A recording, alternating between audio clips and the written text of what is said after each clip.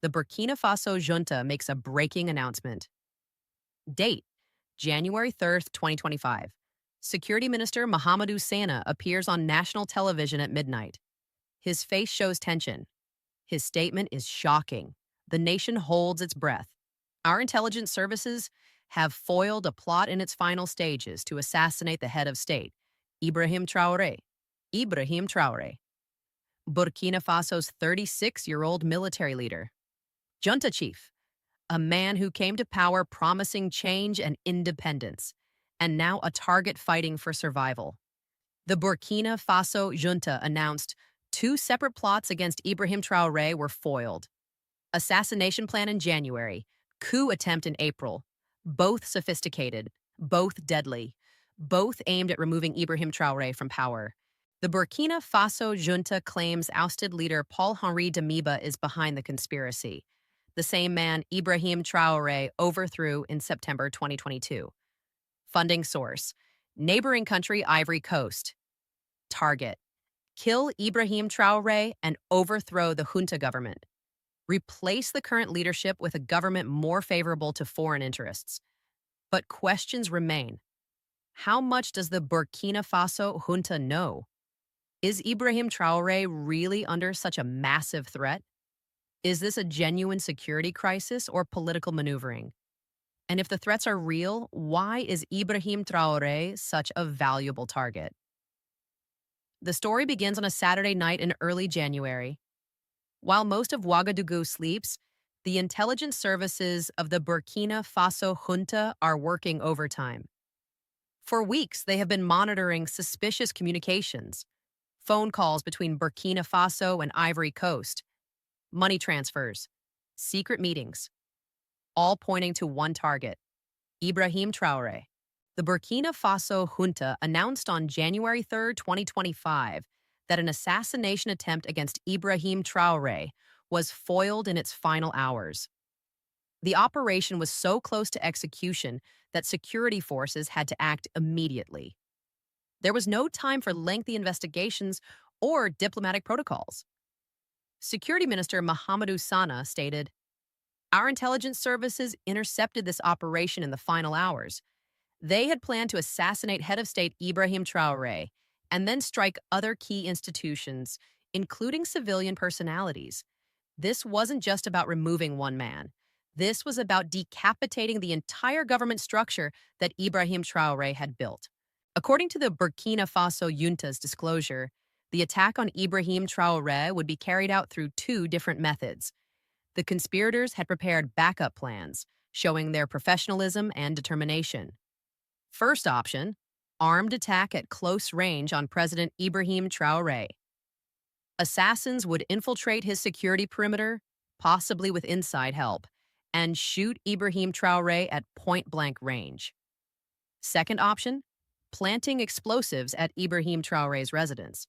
If the direct approach failed, they would destroy his home while he slept. The Burkina Faso junta said they obtained a leaked video recording. This video became the smoking gun that exposed the entire conspiracy. In this video, conspirators discussed in detail how they would kill Ibrahim Traoré. They spoke about timing, weapons, escape routes, and what would happen after Ibrahim Traoré was dead. The video showed men sitting around a table, some in military uniforms, others in civilian clothes, all united by one goal, the elimination of Ibrahim Traoré. Attack time, Saturday, January 3rd, just after 11 p.m. The timing was strategic, late at night when security might be more relaxed, when Ibrahim Traoré would be in his residence, not surrounded by the full presidential guard. Target, end the life of Burkina Faso's military leader, Ibrahim Traoré. Remove him permanently from the political scene. But according to the Burkina Faso junta, the plot didn't only target Ibrahim Traoré. The plan was much more comprehensive. This was a full-scale coup disguised as an assassination. Security Minister Mahamadou Sana said, after killing Ibrahim Traoré, they would also target other senior military and civilian figures. This was an attempt to collapse the junta government by eliminating Ibrahim Traoré and his closest allies. The conspirators had prepared a list. Ministers, generals, intelligence chiefs, even some civilian supporters of Ibrahim Traoré, all marked for elimination. The Burkina Faso junta also revealed the conspirators' military strategy. This showed that former military officers were involved, people who understood Burkina Faso's defense capabilities. Before attacking Ibrahim Traoré, they would neutralize the country's drone launch base. Burkina Faso had invested heavily in drone technology to combat terrorism and monitor its borders. By destroying this base, the conspirators would blind the military and prevent quick response forces from tracking them. This would prevent foreign powers from intervening and would give the conspirators crucial hours to consolidate power after killing Ibrahim Traoré. So who was behind this elaborate plot against Ibrahim Traoré? Who had the resources, the motivation, and the connections to organize such a sophisticated operation? The Burkina Faso junta gave a clear answer. Lieutenant Colonel Paul Henri Damiba, the former leader who was overthrown by Ibrahim Traoré in September 2022. The man who once sat in the same presidential chair that Ibrahim Traoré now occupies. Paul Henri Damiba came to power through a coup in January 2022. He overthrew the elected government of President Roch-Marc Christian Kabore, citing the government's inability to handle the growing insurgency. Damiba promised security and stability, but just 8 months later, young commander Ibrahim Traoré removed him from office, September 30th, 2022. The new leader of the Burkina Faso junta became Ibrahim Traoré. The reason? Damiba had failed to deliver on his promises. Terror attacks continued. Soldiers died. The people demanded change, and Ibrahim Traoré provided it. Back then, Damiba wrote on social media wishing Ibrahim Traoré success. His statement said he was stepping aside for the good of the nation and hoped Ibrahim Traoré would succeed where he had failed. But the Burkina Faso junta now presents a very different picture. According to the allegation, Damiba's gracious words were a facade. Behind the scenes, he was already plotting revenge. According to the Burkina Faso junta, Damiba was plotting to kill Ibrahim Traoré and reclaim power. The most striking claim of the Burkina Faso junta concerns the funding source. Coups and assassinations require money, lots of it. Security Minister Sana announced the plot was financed from Ivory Coast, 70 million CFA francs, approximately 125,000 US dollars. According to the Burkina Faso junta's claim, this money was transferred from Ivory Coast to Ibrahim Traoré's enemies. The money trail was carefully documented by intelligence services. Bank transfers, cash couriers, cryptocurrency transactions, all leading back to Abidjan, the economic capital of Ivory Coast. This money would pay for weapons, recruit conspirators, bribe officials, and fund the operational expenses of removing Ibrahim Traoré from power. The Burkina Faso junta says Damiba mobilized both military and civilian supporters. Damiba still had loyalists within Burkina Faso's military, officers who served under him, soldiers who felt Ibrahim Traoré had betrayed a fellow officer. Damiba contacted these men secretly, promising them positions in a new government once Ibrahim Traoré was eliminated. Goal: kill Ibrahim Traoré, overthrow the junta government, restore Damiba, or install a new leader friendly to external interests. Minister Sana announced, "We are conducting ongoing investigations and have made several arrests. These individuals will be brought to justice soon." However, the Burkina Faso junta did not disclose how many people were arrested. The secrecy suggests the investigation is ongoing and more arrests may be coming. Some arrested individuals are reportedly providing information about other conspirators, creating a domino effect. The security minister warned citizens, "The situation is under control.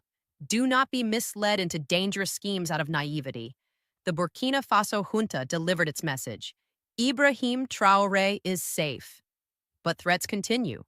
The government of Ibrahim Traoré remains vigilant, 3 months later, April 2025, the Burkina Faso junta raises the alarm again. This time, the announcement is even more serious. Ibrahim Traoré's enemies had not given up. They had learned from the January failure and prepared a new, more ambitious plot. The Burkina Faso junta announced a comprehensive coup attempt against Ibrahim Traoré, and the military government was foiled. This wasn't just an assassination. This was a full military uprising designed to topple the government that Ibrahim Traoré leads. Security Minister Mahamadou Sana's voice. The meticulous work of the intelligence service has uncovered a major plot being prepared against our country, whose ultimate aim is to sow total chaos. The conspirators wanted to throw Burkina Faso into disorder, making it easier to seize power in the confusion. This time, the target wasn't just Ibrahim Traoré, the entire Burkina Faso junta. A coup attempt, a military operation. The conspirators planned to storm government buildings, seize control of key infrastructure, and arrest or kill leaders loyal to Ibrahim Traoré. According to the plan disclosed by the Burkina Faso junta, the conspirators would act on Wednesday, April 16, 2025. Target: the presidential building, the very heart of Ibrahim Traoré's power. Specially selected soldiers would raid the building where Ibrahim Traoré was located.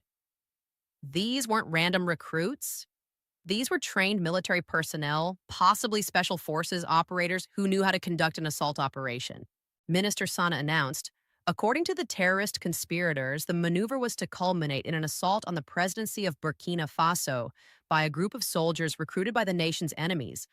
The word choice is significant. The Burkina Faso junta is labeling the conspirators as terrorists, not political opponents. This frames the coup attempt as a national security threat rather than an internal political dispute over Ibrahim Traoré's leadership. The Burkina Faso junta shared another shocking detail. The masterminds of the plot were abroad again. Just like the January assassination plot, the April coup attempt was being directed from outside Burkina Faso's borders. Security Minister Sana's words are clear. The brains outside the country are all located in Ivory Coast. The Burkina Faso junta points to the neighboring country again. This repeated accusation is creating serious diplomatic tensions.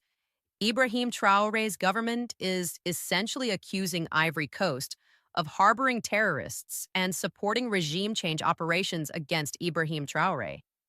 This time, the Burkina Faso junta also disclosed names, putting faces to the conspiracy. 2 former army officers, Major Joanny Compaoré and Lieutenant Abdramane Barry, the chief organizers of the plot against Ibrahim Traoré. Both men served in Burkina Faso's military before leaving the country. Both men reportedly have connections to Henri Damiba. And both men are now accused of trying to kill Ibrahim Traoré and overthrow his government.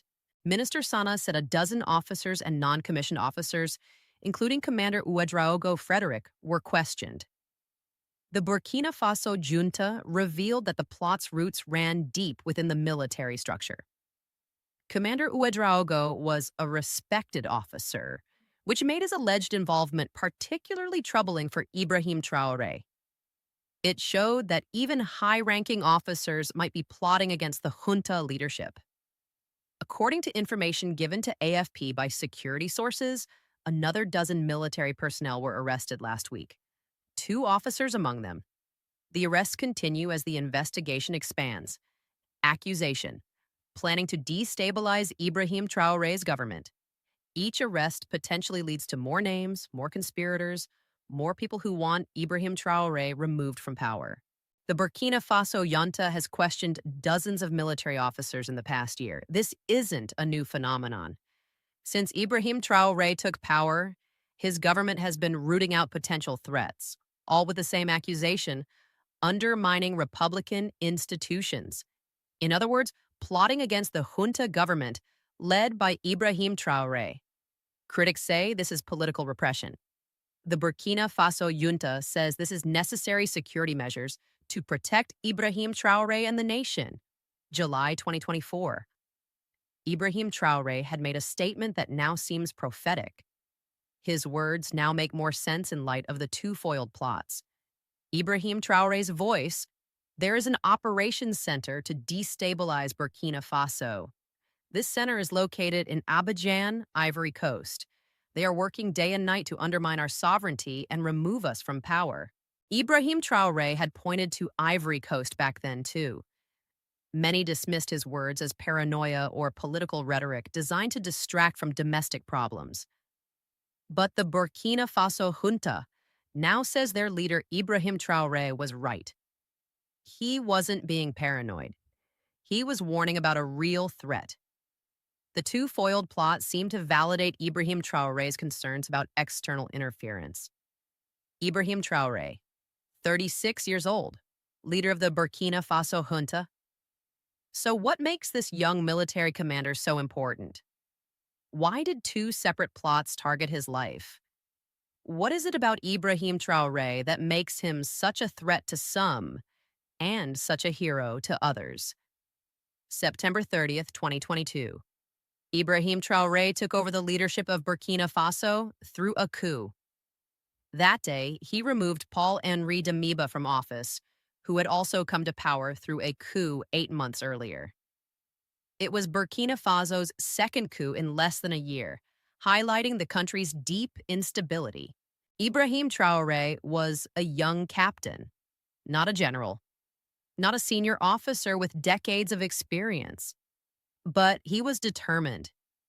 He had the support of junior officers and enlisted soldiers who were dying in the fight against insurgents. The Damiba government couldn't find a solution to the increasing terror attacks. Villages were being massacred. Soldiers were ambushed and killed. The people were losing faith.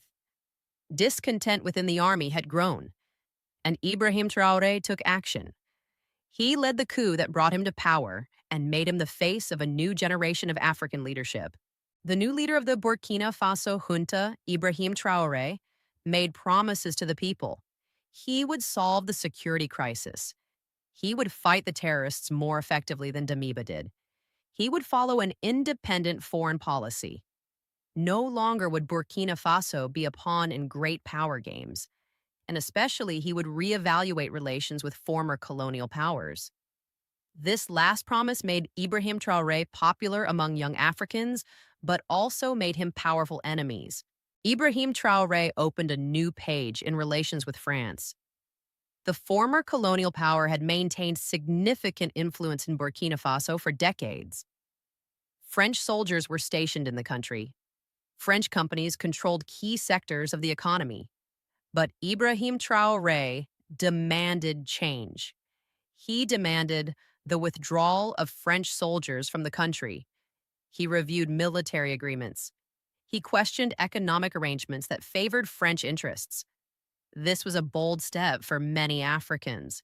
It was also a threatening step for those who benefited from the old arrangement.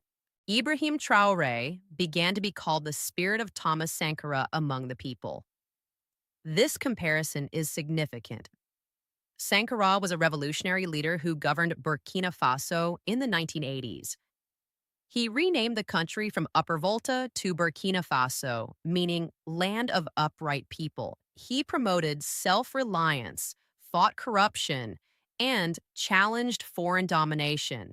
He was killed in a coup in 1987 because of his anti-imperialist policies. Many believe France was involved in his assassination. By invoking Sankara's legacy, Ibrahim Traoré is positioning himself as a continuator of unfinished revolution. Ibrahim Traoré embraced Sankara's legacy: independence, self-sufficiency, Africa controlling its own resources, dignity for African people. This rhetoric found great support, especially among young generations. Young people who are tired of poverty, tired of foreign exploitation, tired of being told their countries need eternal guardianship. Ibrahim Traoré gave them hope. He told them Burkina Faso could stand on its own. Ibrahim Traoré sought new allies. He signed military agreements with Russia. Russian advisors arrived to help train Burkina Faso's military. He developed economic cooperation with China. Chinese companies offered infrastructure projects without the political conditions that Western aid typically demands. He strengthened relations with Turkey, India, Brazil. Ibrahim Traoré was diversifying Burkina Faso's partnerships, reducing dependence on any single power bloc. These policies disturbed Western powers. Ibrahim Traoré was questioning traditional spheres of influence. He was offering other nations a model for breaking free from post-colonial arrangements. And perhaps that's why he became a target. Perhaps that's why two plots emerged to kill Ibrahim Traoré. Not because of anything he did within Burkina Faso's borders, but because of what he represents to the wider region. But Ibrahim Traoré's administration is not without controversy. Human rights organizations accuse the Burkina Faso junta of authoritarianism. They document arbitrary arrests, media restrictions, pressure on opposition. Journalists who criticize Ibrahim Traoré are detained. Civil society activists are harassed, political opponents disappear. Critics say Ibrahim Traoré suspended democracy. He silenced the opposition. He violates human rights. He is becoming the dictator he claimed to oppose. The Burkina Faso junta rejects these accusations. They say the security situation requires temporary measures. They argue that Ibrahim Traoré cannot fight external enemies and internal insurgents while also managing political opposition. They promise that democratic governance will return once the country is stabilized. But critics question whether Ibrahim Traoré will ever voluntarily give up power.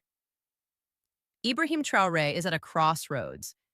Either he will solve the security crisis and return to the democratic process, proving his critics wrong and securing his place as a transformative leader, or he will continue to become authoritarian, using security threats real and imagined to justify indefinite junta rule. The world is watching Ibrahim Traoré. So is Burkina Faso's population, and so are his enemies waiting for their next opportunity, Ivory Coast, Burkina Faso's southern neighbor, and the country the Burkina Faso junta constantly points to. Twice now, Ibrahim Traoré's government has accused this neighboring nation of hosting conspiracies against him. The Burkina Faso junta claims both plots against Ibrahim Traoré were organized from Ivory Coast. Funding came from here. The plot was hatched here. Commanders are hiding here. Paul Henri Damiba is allegedly operating from Ivorian territory. The alleged masterminds, Major Compaoré and Lieutenant Barry, are said to be in Abidjan. But what's interesting, the Ivory Coast government made no comment. No official response to either the January assassination allegations or the April coup attempt accusations. No denial, no confirmation, no diplomatic protest, just silence. What does this silence mean? Either Ivory Coast doesn't take the Burkina Faso junta's claims seriously, viewing them as baseless accusations from a paranoid government trying to deflect from its failures, or it's choosing strategic silence to avoid escalating the diplomatic crisis. Responding might give credibility to the accusations or might provoke Ibrahim Traoré into more aggressive actions. Relations between the Burkina Faso junta and Ivory Coast are tense. Ibrahim Traoré has repeatedly said Ivory Coast provides refuge to opponents. He has accused Ivorian authorities of turning a blind eye to anti-Traoré activities on their soil. Ivory Coast hasn't responded. This non-response frustrates Ibrahim Traoré but also leaves diplomatic channels theoretically open. Regional observers warn this tension could turn into a bigger crisis. If Ibrahim Traoré becomes convinced that Ivory Coast is actively supporting plots against him, he might take unilateral action. Cross-border raids, support for Ivorian dissidents, economic warfare. Distrust between two neighboring countries could affect all of West Africa. The region cannot afford another interstate conflict. Paul Henri Damiba is also silent. The Burkina Faso junta accuses him of orchestrating two major plots to kill Ibrahim Traoré, but Damiba isn't defending himself publicly. No press conferences, no statements, no social media posts. Even where he currently is remains unclear. When he was overthrown, it was said Damiba went to Togo. Some reports placed him in neighboring Ghana, but intelligence reports suggest he also has connections with Ivory Coast.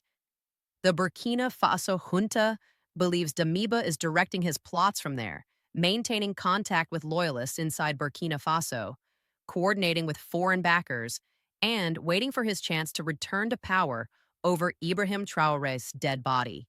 Coup attempts and internal political struggles are just one side of Burkina Faso's problems. Ibrahim Traoré is also struggling with a bigger crisis: terrorism. This is the issue that brought him to power.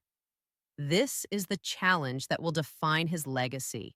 Since 2015, Burkina Faso has been struggling with increasing Islamist violence. Groups linked to the Islamic State and Al Qaeda frequently carry out attacks, especially in the north and east of the country. Villages are raided, churches and mosques are burned, teachers and government officials are executed. The insurgency has grown from isolated attacks to controlling significant territory. More than 2 million people have been displaced. They fled their homes, their farms, their communities. Thousands have been killed. Exact numbers are hard to verify because many attacks happen in remote areas. Villages raided, entire communities massacred, schools closed. Over 6,000 schools have shut down due to insecurity. Health centers rendered non-functional. Medical staff fled or were killed. Ibrahim Traoré came to power to solve this crisis. This was his promise. This was his justification for overthrowing Damiba. The Burkina Faso junta is trying to strengthen the army, buying new weapons, seeking new allies, recruiting more soldiers. But the challenge is immense. Ibrahim Traoré's rapprochement with Russia is linked to this crisis. When France withdrew its forces, Burkina Faso needed new security partners. French soldiers left, Russian advisors came. Russia offered weapons and training without the political conditions France attached. But the security situation continues to worsen despite these new partnerships. There's an increase in terror attacks in 2024 and 2025. The insurgents have not been defeated. If anything, they have grown bolder. Ibrahim Traoré's strategy hasn't produced concrete results yet. Some military operations have succeeded, but the insurgency adapts and survives. The Burkina Faso junta is under pressure from a population that expected Ibrahim Traoré to deliver quick victories. 2 plots foiled, Ibrahim Traoré alive. The Burkina Faso junta maintains control. Ministers still work in government buildings. Soldiers still follow Ibrahim Traoré's orders. But the future is uncertain. Ibrahim Traoré is at a crossroads. Either he will solve the security crisis and bring the country to stability, vindicating his coup and his methods, or he will face more plots, more violence, more crises. Each day he survives is a victory. Each day the insurgency continues is a failure. The Burkina Faso junta says it foiled 2 plots, 2 sophisticated operations to kill Ibrahim Traoré and overthrow his government. Ibrahim Traoré managed to survive. His intelligence services detected the threats. His security forces made arrests. But the question is, when will the next threat come?